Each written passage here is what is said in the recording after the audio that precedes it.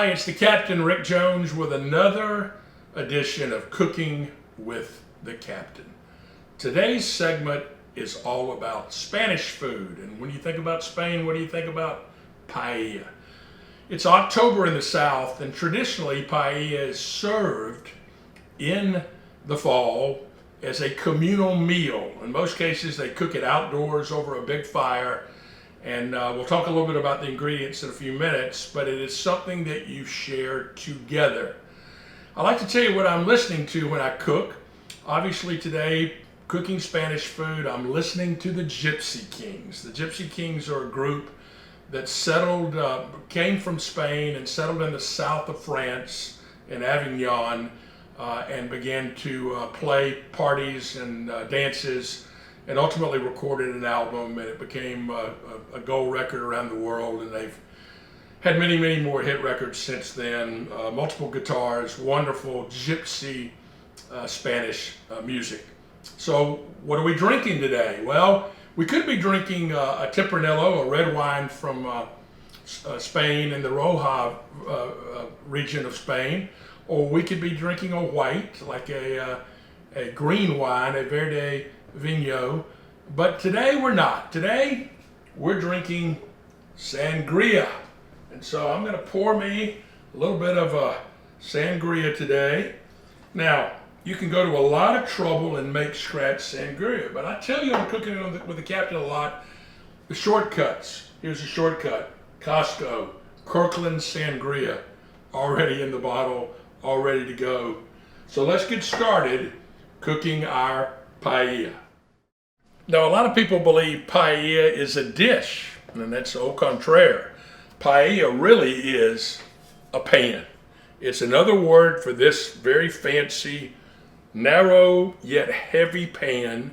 This one's a copper version that we're going to use to cook our dish. So we're going to cook a dish called paella in a pan called paella. Now, there's lots and lots of different kinds of paella. When we talked last time about shrimp and grits, I told you there were a zillion different ways to make shrimp and grits. Same thing with paella. You can make paella with chicken. You can make it with rabbit. You can make it with sausage. But today we're going to make a classic seafood paella, Paella Valenciana. We've got some beautiful seafood today. We've got some scallops, some shrimp, and some squid. We've also got some halibut, we've got mussels, and we've got clams. First thing we're going to do is we're going to put a little olive oil in our paella pan. We're going to let it get hot, and then we're going to add the seafood. Before I brown the seafood in the pan, I'm going to use a little smoked paprika. I'm going to take a tablespoon. You may notice my little fish tablespoon, and I'm going to put it in here. We're going to stir it all the way up.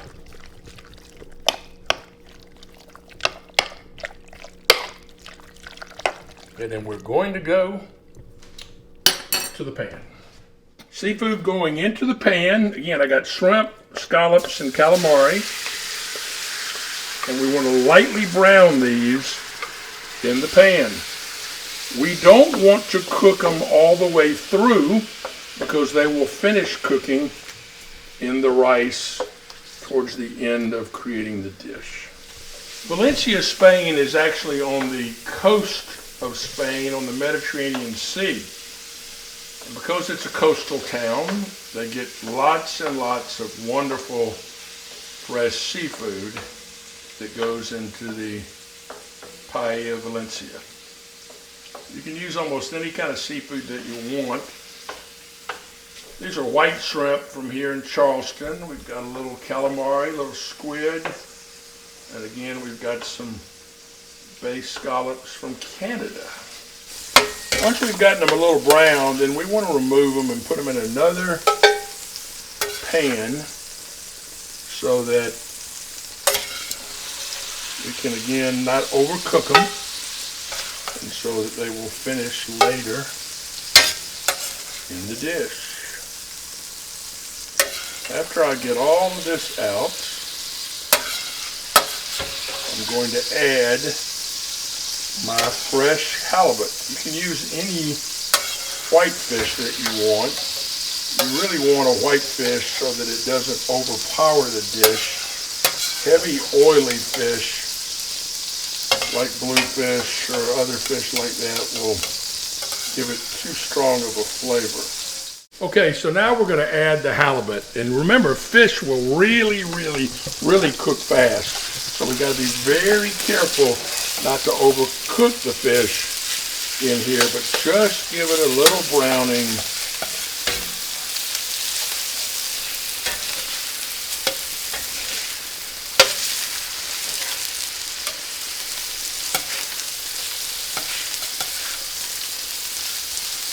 Once we brown the fish, we're going to throw them back into the other pan again, where we'll finish cooking the fish with the other seafood towards the end of the preparation.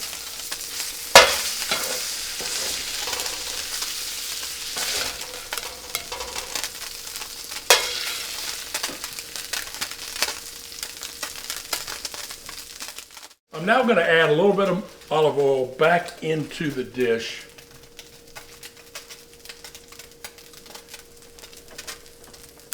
And now it's time to add our rice. This is arboro rice, which is a short grain rice. This is kind of a traditional rice for making paella. So we're going to go with 3 cups of rice.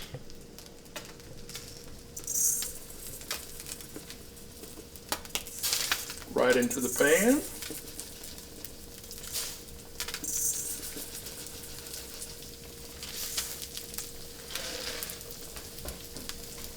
It's time to now stir the rice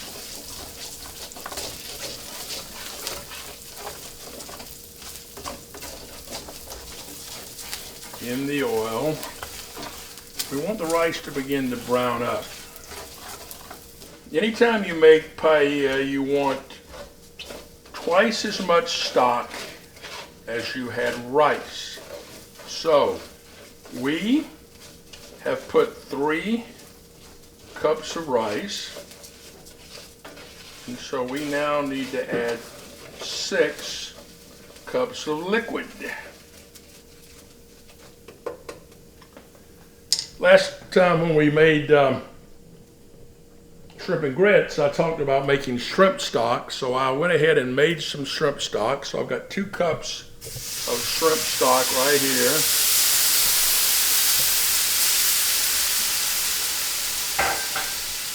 I've got clam juice.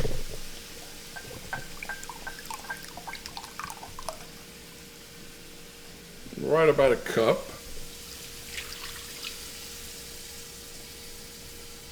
So I've now got 3 cups. I'm going to add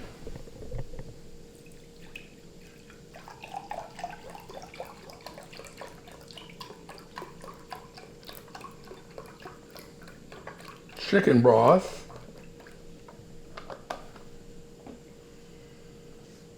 two cups, and finally, the most important thing we have, we're going to add the saffron. Saffron is a very expensive spice that's grown in Spain that they have to take it off the pestils of the plant. It's very, very expensive. I've only used about a quarter of a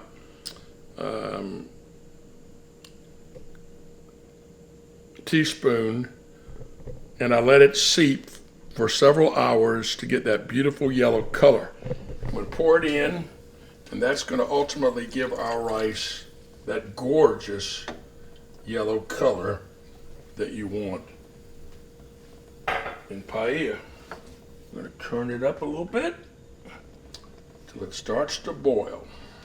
Told y'all before, I'm sorry we don't have smell-o-vision, because this thing really smells great. The next step is to add the sofrito, and I made this sofrito in advance. Lots of different ways to make sofrito. What did I make?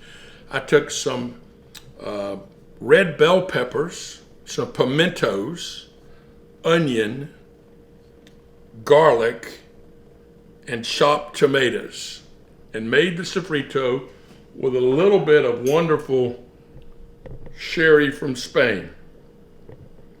So now we're going to add the sofrito to the paella.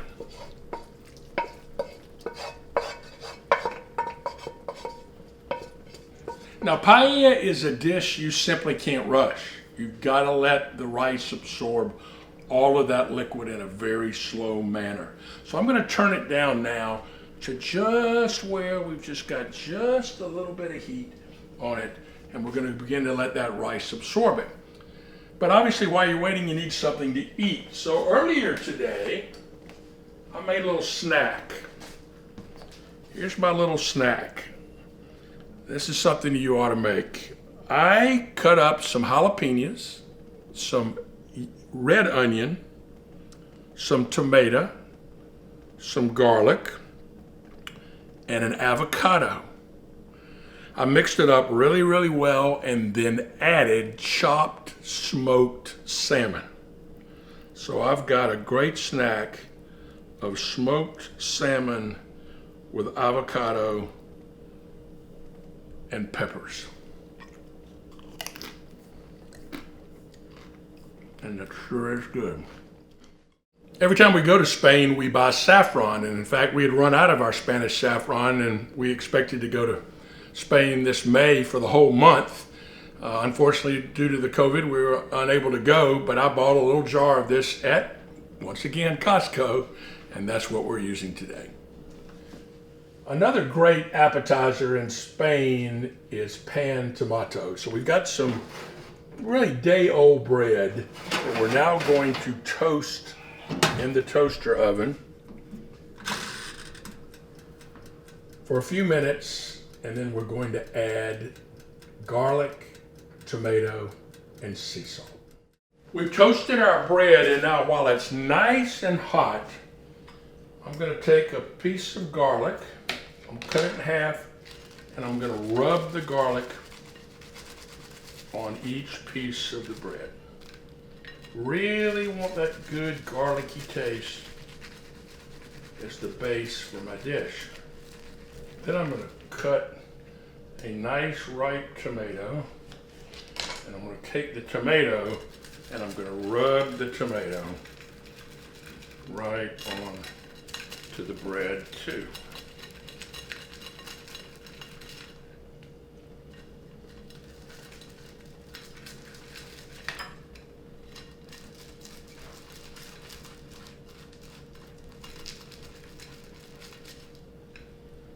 Then we're going to take some sea salt, and we're going to sprinkle a little sea salt on it,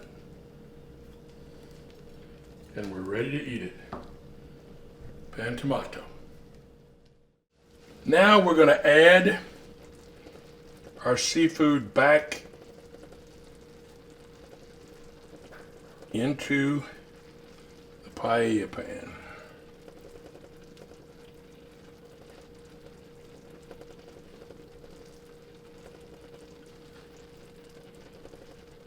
Again, we've got this wonderful fresh halibut. We've got magnificent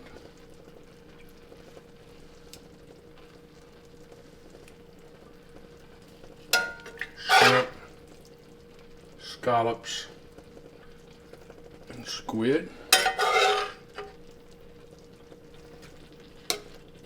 And we're going to push it down so it gets down into that rice and continues to slowly cook. Sangria is the perfect drink when you're cooking paella because it's a very leisurely drink with a very leisurely dish. The final step in our paella is to add the clams and the mussels. So let's go back to the pan and add them. Now I need to put them way down in here. So I'm going to take each of these, I'm going to stick them down in here.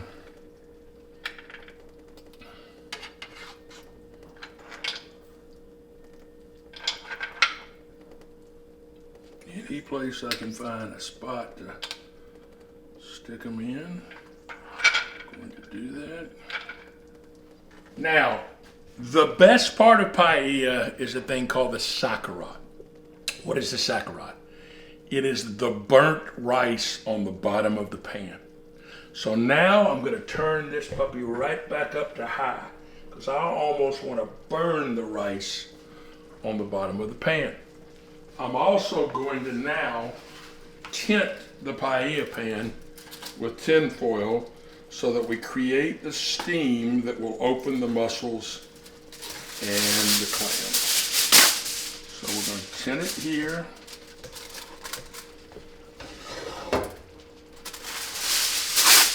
Tint it here. And we're just going to leave it alone. That gives us more time to drink a little more wine. A lot of times when you buy clams and mussels, you'll find that they're a little sandy. I got a little trick to get the sand out of the clams and the mussels. You take a bowl full of ice water and add cornmeal. Stir it up really well and then put the mussels and the clams in there. They'll spit out the sand in order to take in the cornmeal. And the cornmeal actually gives the clams and the mussels a little bit more flavor. The last step is to add a little vegetable. They can serve fava beans or lima beans, but most of the time they serve good old English peas, and they'll put that in there. So we're going to remove the tint from the paella. By now you see that the clams have all opened. And we're now going to add our peas. And there you have it, Paella Valenciana, seafood paella here at Lantana. We're going to serve it tonight with a chopped salad and some wonderful pumpkin bread for dessert. Bon appetit!